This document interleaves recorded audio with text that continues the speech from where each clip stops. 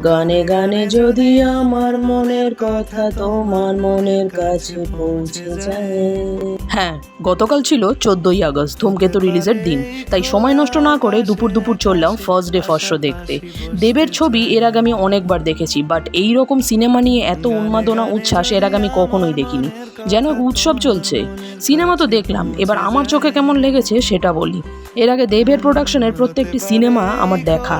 আমার মতে এই সিনেমার গল্পটা যেন ঠিক জমলো না। পুরো সিনেমা জুড়ে মজা, হাসি, কান্না, আবেগ সবকিছুই ছিল। সিনেমায় একজনের অভিনয় দৃষ্টি আকর্ষণের মতো, তিনি হলেন রুদ্রনীল ঘোষ। কি দারুণ তার অভিনয়ের দক্ষতা! প্রত্যেকে তার নিজ নিজ অভিনয় দারুণ, কিন্তু রুদ্রনীল তার অভিনয় অসাধারণ।